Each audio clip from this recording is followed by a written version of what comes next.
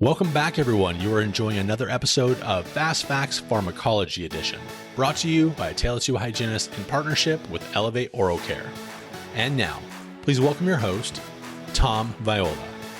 Hi, I'm Tom Viola, a certified pharmacist, dental educator, and author. Stick with me, and I promise to make the next few minutes the best pharmacology learning experience you've ever had. Hi everybody, Tom Viola from Pharmacology Declassified. We get another Fast Facts Pharmacology Edition, and we're still talking about cannabis and our series on cannabis and its effects on dentistry and effects on oral health, and what a hygienist needs to know about patients who use cannabis. Well, we've been talking about these dental considerations, but one more thing we need to talk about is the potential increased risk of cancer. Now, everyone knows that, again, if you combine tobacco smoking with cannabis smoking, that increases the risk of head and neck cancer, okay? Just on their own, because, again, tobacco smoke contains carcinogens, as we know. Cannabis smoke may contain carcinogens, at least as we think. We don't really know, because it depends on what kind of cannabis you're using. But we know what? We know that combining them increases the risk of cancer, and therefore what? A lot of our patients do indeed combine them. So who are those experts on head and neck cancer again?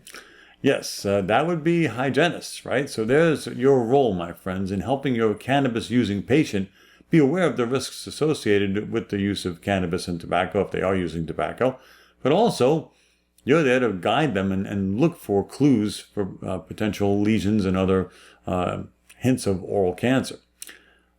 In addition, remember, as we spoke about in a previous episode, cannabis can cause immunosuppression. So if a patient has a latent infection, a viral infection, let's say HPV, or maybe herpes simplex, well, by causing immunosuppression, it's thought at least that cannabis use increases the risk of those viral infections and exacerbations of those viral infections. Now, okay, if that means HPV, that could very well mean also head and neck cancer. If it's herpes simplex, there could be lesions in the mouth that are ongoing, that are resistant to treatment. So unfortunately, viral infections are common in patients who are immunosuppressed. If you're a cannabis user, you may very well be immunosuppressed. But let's talk about fungal infections as well, right? Candidiasis, right? Oral candidiasis, fungal pharyngitis. So again, you're on increased risk for these opportunistic infections. Again, that's a poor quality of oral health, but it can also be an increased risk for other potential pathologies, even including cancer.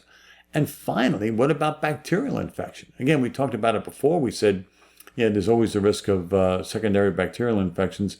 But again, these degrade your patient's quality of life because they degrade the quality of their oral health. And as a result, again, hygienists as the stalwarts, as the gatekeepers on the front line of managing your patient's oral health and making sure they receive good outcomes.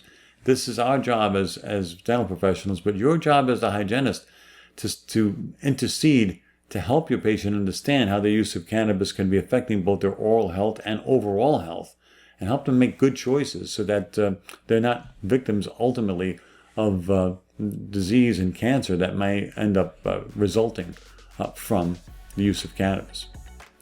Well, that's it for this episode, my friends of Fast Facts. Tune in for our next episode where we wrap up our discussion of cannabis.